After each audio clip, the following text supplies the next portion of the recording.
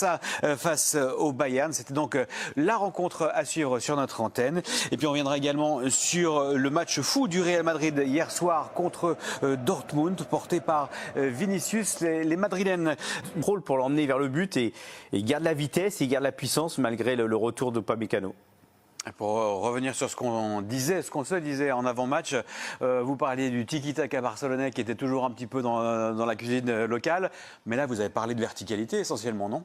Oui, oui, effectivement. Donc, à la récupération, en tout cas, dès qu'on peut apporter la vitesse au jeu, donc on l'apporte du côté des hommes d'Hansi Flick. Ils ont un joueur, Rafinha, qui prend plaisir à attaquer dans le dos des défenseurs, un dévoreur d'espace qui ne rechigne pas aussi donc à l'effort et qui est logiquement récompensé ce soir. Il y avait deux stratégies aussi sur un plan défensif, deux blocs qui jouent très haut. Côté Blaugrana, on joue vraiment le hors-jeu. Parfois, ça paraît basique, mais bien aligné. On joue le hors-jeu, donc c'est-à-dire qu'on évite d'avoir des courses justement donc à faire en mettant l'adversaire en jeu. Côté bavarois, c'est l'inverse. On n'a pas toujours les qualités de vitesse, à l'exemple d'Upamecano, mais par contre, on décide de suivre l'attaquant et à chaque fois, on s'est fait piéger. Donc, c'est pas une même maîtrise, c'est un choix. C'est un choix pour, de défense, mais force est de constater qu'il n'a pas fonctionné donc, côté bavarois parce qu'ils n'ont pas les hommes pour, justement, avec les qualités de vitesse pour compenser ces déficits. Philippe, à la pause, on disait, voilà, réalisme presque parfait pour le Barça qui avait donc frappé 3 fois au but pour 3 buts inscrits. Sur la globalité de cette rencontre, qu'est-ce que vous dites de cette supériorité catalane? C'est une masterclass du Barça ou pas? Oui, ça a été quand même très très bien mené, très intelligent. Ils ont fait un match hyper intelligent et bien servi évidemment par ce réalisme, mais ils ont fait un match hyper intelligent, ce qui fait que le Bayern a été complètement assommé. Ça, c'est un peu la différence avec, vous parliez tout à l'heure d'un match éliminatoire. Oui. À 3-1, le Bayern aurait commencé à se dire, bon, si on marque un but, ça peut permettre au match retour peut-être, etc. Là, bon, bah, à 3-1, et le quatrième est venu très vite, hein, je ne sais plus, 56e minute ou quelque chose 56, comme ça. ouais. Ouais, bon. À 4-1, c'est terminé, bon, on arrête, on passe à la semaine prochaine, et puis voilà, on oublie, et puis les 3 points sont acquis, puis très bien, on n'en parle plus. Donc ce qui fait qu'en fait, il faut rester sur l'impression de la première période, c'est un match très bien maîtrisé par le Barça, et la deuxième, finalement, le but de Rafinha a achevé le débat à la 56e. À 4-1, un peu avant l'heure de jeu, effectivement. On retourne au stade de Montjuïc avec Lilian Gatoun et Cédric Kanté. Messieurs, on disait avant match également que cette rencontre serait utile pour nous permettre de situer le Barça face à des grosses équipes comme le Bayern et bientôt le Real Madrid. L'examen a été passé avec grand succès pour cette équipe catalane. Oui, je crois que évidemment le résultat est assez probant, avec surtout une équipe d'Hansi Flick qui n'a pas renoncé à ses principes, ce qui a été mis en place depuis le début de la saison. Mais même quand on joue une équipe comme le Bayern Munich, leader de son championnat, une équipe qui peut faire peur, une équipe qui décide de jouer très très haut et qui a une armada offensive, eh bien on reste dans ses principes, dans ce pressing haut, dans cette faculté de mettre 10 joueurs dans la moitié de terrain adverse, d'aller faire ce pressing, des récupérations hautes, puisque c'est la 4e équipe en Europe à récupérer les ballons les plus hauts derrière des équipes comme Manchester. Donc clairement, le Barça a réussi son examen en restant le Barça d'Hansi Flick. Ah oui, c'est mention très bien. Félicitations du jury, tout ce que vous voulez. Ils ont montré au bout de 30 secondes qu'ils allaient pas reculer. Ils ont marqué au bout de 55 secondes. Et derrière, ça a été maîtrisé. Alors oui, il y a eu du réalisme en première période. C'est un réalisme qu'ils ont provoqué parce que défensivement, il y a un travail incroyable. On parle beaucoup de sa ligne défensive, de jouer haut.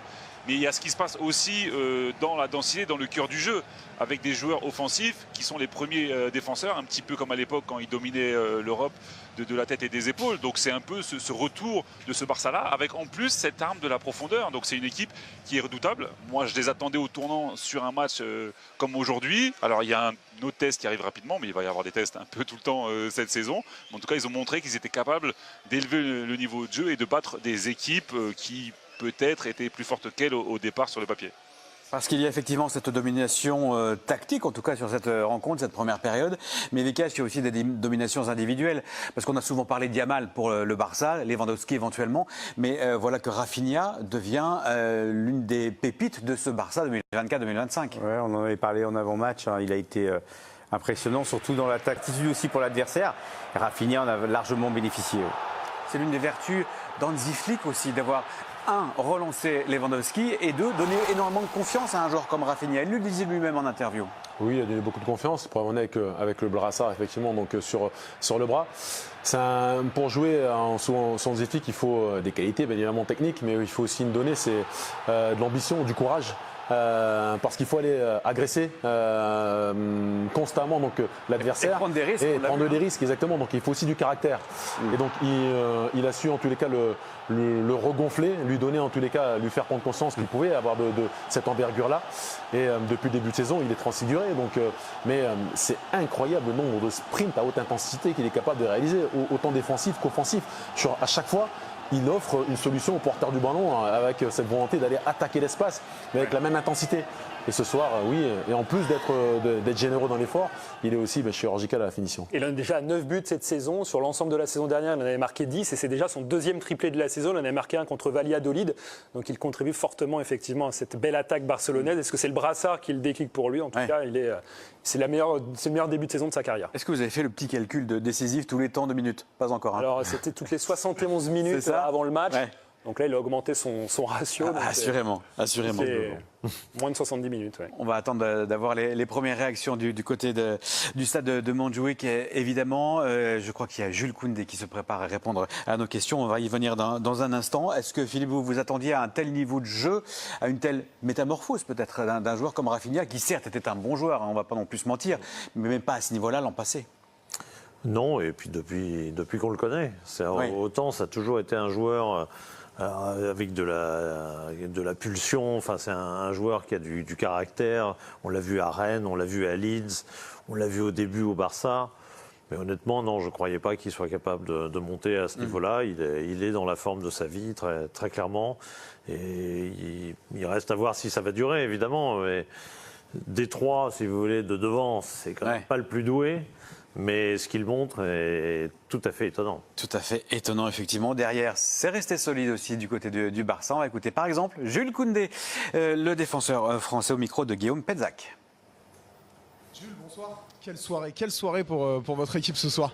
Bonsoir, oui, c'est vrai, c'était un très beau match de notre part. Une victoire 4-1 contre le Bayern, ça fait plaisir. On sent que c'est plus qu'une victoire après tout ce qui s'est passé dans l'historique entre ces deux clubs ces dernières saisons. Ça faisait 9 ans que le Barça n'avait pas battu le Bayern. Vous l'avez senti ça aussi, le poids de cette histoire-là? Je dirais un petit peu, c'est pas quelque chose sur lequel on s'est vraiment concentré avant le match, parce que comme l'a dit le coach, le passé c'est le passé, c'était des joueurs différents aussi quelque part et des équipes différentes, mais bien sûr je pense qu'il y a aussi au niveau pour le public, pour les fans c'était important, et pour nous surtout c'était notre premier gros test on va dire de la saison, et c'est la Champions League, c'est le plus haut niveau, donc c'était un match important. Ce soir une vraie démonstration face à un autre gros cadre européen. Qu'est-ce que ça dit du niveau de votre équipe en ce début de saison? On est dans la continuité, je pense. On continue à bien faire les choses ensemble. Et quand on est comme ça, avec aussi des individualités qui sont très très performantes offensivement en ce moment, forcément, ça nous permet de pouvoir réaliser ce genre de performance. Ça, c'est une passe décisive pour la prochaine question. Les individualités, Rafinha, dites-nous juste un mot sur Rafinha. Il a été exceptionnel ce soir. Oui, je pense que voilà, comme je dis, il est vraiment dans une très très grande forme depuis le début de saison. Et je dirais même depuis le début de l'année. C'est un joueur qui a toujours tout donné pour le collectif, qui travaille énormément. Et on est très content pour lui qu'il soit récompensé en ayant ce genre de performance et surtout qu'il aide l'équipe à gagner. Et vous, à titre personnel, vous êtes maintenant un des meilleurs latéraux droits d'Europe, hein, on peut le dire, non? Ça, je vous laisserai vous faire votre opinion, mais c'est vrai que je prends du plaisir, je sens de la progression à chaque match et je me sens de plus en plus à l'aise, donc on va continuer sur cette lancée. Super, bravo Jules, merci, bonne soirée. Merci beaucoup, bonne soirée. Voilà pour la réaction et le sourire de Jules Koundé, l'international français d'origine béninoise. Un mot à présent de cette équipe du Bayern qu'on attendait également, ou tournant, c'était également un test important pour le Bayern de Vincent Kompany. Est-ce que vous avez le sentiment que tout à coup le coach belge est un peu en danger quand même, ou en tout cas va finir par être remis en cause? J'espère pas pour lui, parce que ce serait un peu tôt, puis ce serait un revirement un peu rapide. Après, il va falloir lui qui se remette en cause et peut-être son style.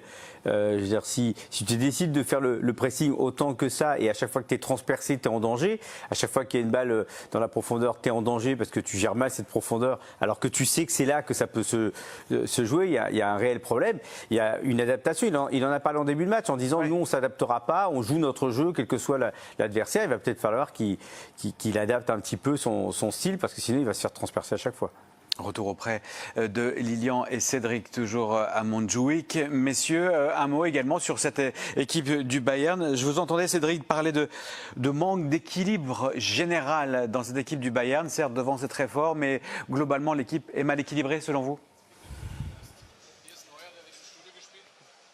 Comme a dit Vikash, dès que l'adversaire appuie là où ça fait mal, ils n'ont pas cette capacité à récupérer le ballon haut.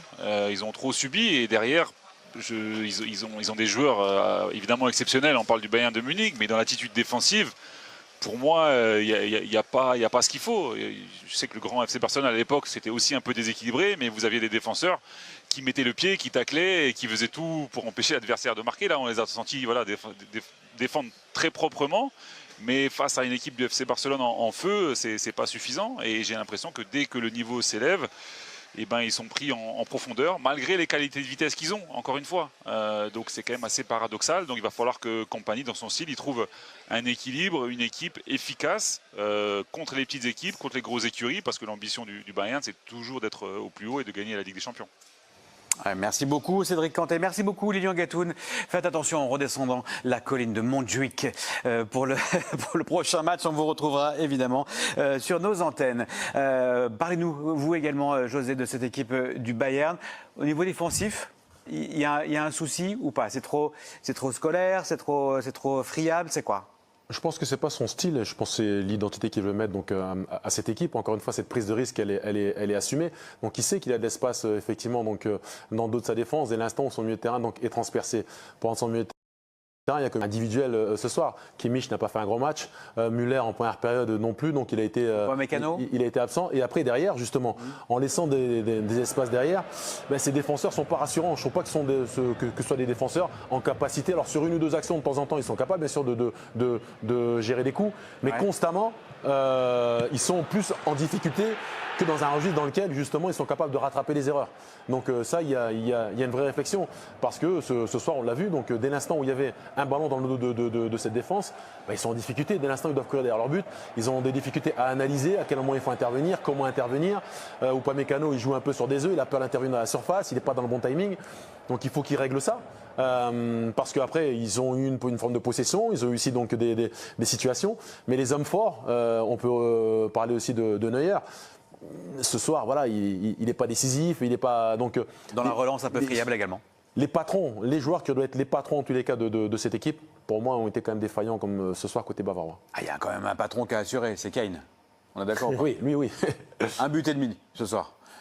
Ouais, il a fait des actions de talent, mais ça ne suffit pas dans une équipe qui s'est un peu perdue.